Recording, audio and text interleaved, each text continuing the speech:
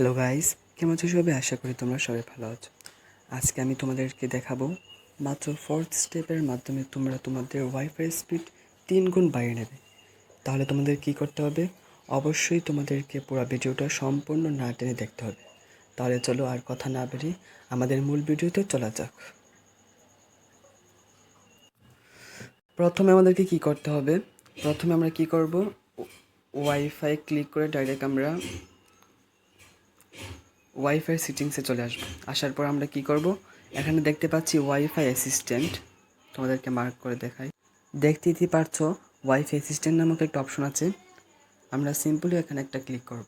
Click করার পর এটা আমার আগে থেকে অন করা ছিল, তাই আমি আবার অফ করে আবার অন করছি। এখানে লেখা আছে auto select the best wifi. তো তোমরা এটা কি করবে? অন করে দেবে। অন করে দিলে কি হবে? তোমাদের ওয়াইফাই স্পিডটা আগের থেকে অনেকটা স্পিডে কাজ করবে। তাহলে চলো আমরা দ্বিতীয় স্টেপে চলে যাই। দ্বিতীয় স্টেপে যাওয়ার আগে তো তোমরা যারা এখনও লাইক অ্যান্ড সাবস্ক্রাইব করোনি, অবশ্যই নতুন নতুন ভিডিও পেতে লাইক এবং সাবস্ক্রাইব করে দেবে। আমাদের দ্বিতীয় স্টেপটা হলো অনেকেই কী করে ব্যাটারি সেভ করার জন্য power saving mode of on করে রাখে। এতে কি হয়, তোমরা যখন কোনো অ্যাপসের মধ্যে ঢুকো তখন পাওয়ার সেভিং মোডটা তোমাদের অ্যাপ থেকে পাওয়ার সেভ করতে চেষ্টা করে। এতে কি হয়, তোমাদের মোবাইলের নেটওয়ার্কটা যাও ছিল তাও চলে যায়, মানে ওয়াইফাই স্পিডটা অনেক স্লো হয়ে যায়। তাহলে তোমাদের কী করতে হবে? অবশ্যই পাওয়ার সেভিং মোডটা অফ করে দিতে হবে। তারপর আমাদের 3 নাম্বার স্টেপ হচ্ছে আমরা কি করব? আমরা আমাদের ওয়াইফাইয়ের যে ডিএনএস আছে সেগুলোই পাল্টে দেব। তাহলে তোমাদেরকে আমি সিম্পলি একটু দেখাই। তোমরা কিন্তু দেখতে পাচ্ছ আমরা কিন্তু একটা ওয়াইফাইয়ের সেটিংসে চলে এসেছি। আসার পর আমরা কি করব? আইপি সেটিংস থেকে ডিএইচসিপি থেকে স্ট্যাটিকি করে দেব। স্ট্যাটিকি করার পর দেখতে পাচ্ছ এখানে DNS1 এবং DNS2 আছে। তোমাদেরকে একটু মার্ক করে দেখা, তোমরা দেখতেই পারছো DNS1 এবং DNS2। তোমরা সিম্পলি ওয়াইফাই সেটিংসে এসে DNS1 এবং DNS2টাকে পাল্টে দেবে। প্রথম ডিএনএসে দেখো আমি কি রেখেছি।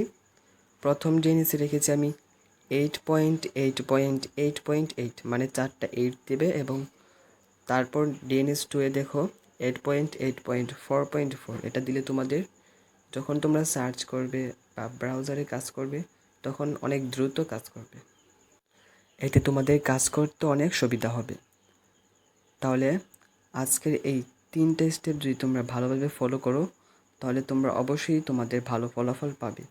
আর আমি যে দ্বিতীয় নাম্বারটা বলেছিলাম যে পাওয়ার সেভিং মোড অফ করে দিতে, এটা করলে তোমরা নিজেই ফল পেয়ে যাবে। পাওয়ার সেভিং মোড অফ করে তোমরা যখন গেম খেলবে তখন খুবই সুন্দরভাবে নেট পাবে।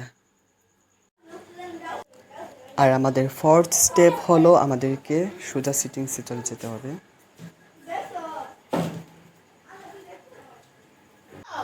সেটিংসে আসার পর আমরা নিচে স্ক্রল ডাউন করব। যারা ডেভেলপার অপশন চালু করতে পারেন না তারা আগেই দেখে নেবেন কীভাবে ডেভেলপার অপশন চালু করতে হয়। তারপর আমরা কি করব? অ্যাডিশনাল সেটিংসে ক্লিক করব। দেখতেই পাচ্ছেন অ্যাডিশনাল সেটিংসে ক্লিক করার পর ডেভেলপার অপশন আমরা একটা ক্লিক করব। ক্লিক করার পর নিচে স্ক্রল ডাউন করব। স্ক্রল ডাউন করার পরে আমরা দেখতে পারবো ব্যাকগ্রাউন্ড প্রসেস লিমিট। এটাকে আমরা নো ব্যাকগ্রাউন্ড প্রসেসে সিলেক্ট করব, অথবা 1 প্রসেস। সবচেয়ে ভালো হবে নো ব্যাকগ্রাউন্ড প্রসেসে ক্লিক করলে। এতে কি হবে?